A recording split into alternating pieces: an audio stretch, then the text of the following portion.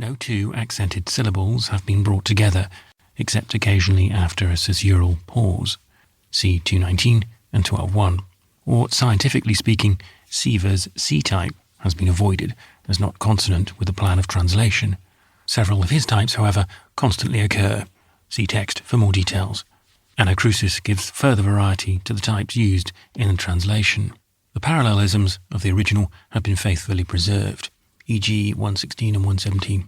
Lord and Wielder of Glory, 130, 131, 132, 212 and 213, 227 and 238, 35 and 36. Occasionally some loss has been sustained, but on the other hand, a gain has here and there been made.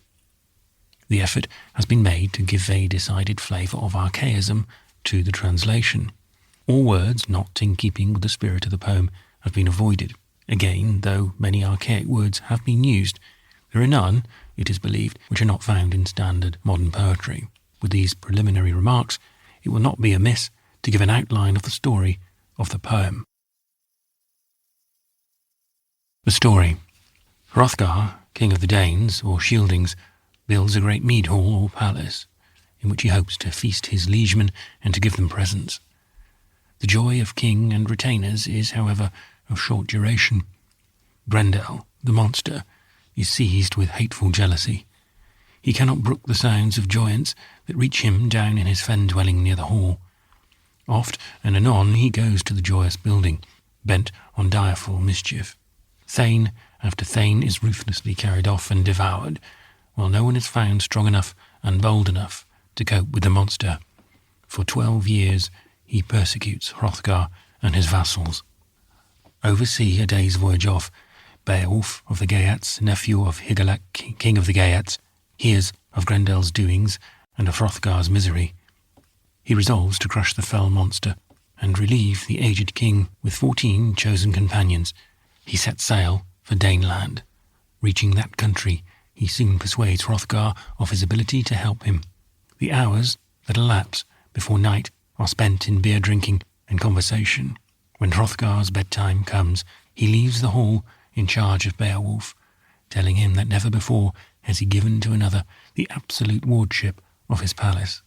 All retire to rest, Beowulf, as it were, sleeping upon his arms.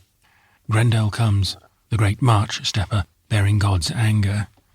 He seizes and kills one of the sleeping warriors. Then he advances towards Beowulf.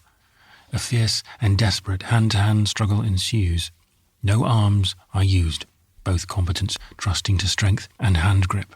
Beowulf tears Grendel's shoulder from its socket, and the monster retreats to his den, howling and yelling with agony and fury. The wound is fatal. The next morning, at early dawn, warriors in numbers flock to the hall Heorot to hear the news. Joy is boundless, glee runs high. Hrothgar and his retainers are lavish of gratitude and of gifts. Grendel's mother, however, comes the next night to avenge his death. She is furious and raging. While Beowulf is sleeping in a room somewhat apart from the quarters of the other warriors, she seizes one of Hrothgar's favourite counsellors and carries him off and devours him. Beowulf is called. Determined to leave Heorot entirely purified, he arms himself and goes down to look for the female monster. After travelling through the waters many hours, he meets her near the sea bottom. She drags him to her den. There he sees Grendel lying dead. After a desperate and almost fatal struggle with the woman, he slays her and swims upward in triumph, taking with him Grendel's head. Joy is renewed at Heorot. Congratulations crowd upon the victor.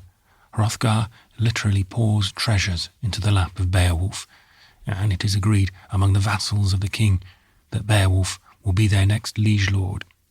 Beowulf leaves Daneland. Hrothgar weeps and laments at his departure. When the hero arrives in his own land, Heorot treats him as a distinguished guest. He is the hero of the hour. Beowulf subsequently becomes king of his own people, the Geats. After he has been ruling for 50 years, his own neighbourhood is woefully harried by a fire-spewing dragon. Beowulf determines to kill him. In the ensuing struggle, both Beowulf and the dragon are slain. The grief of the Geats is inexpressible.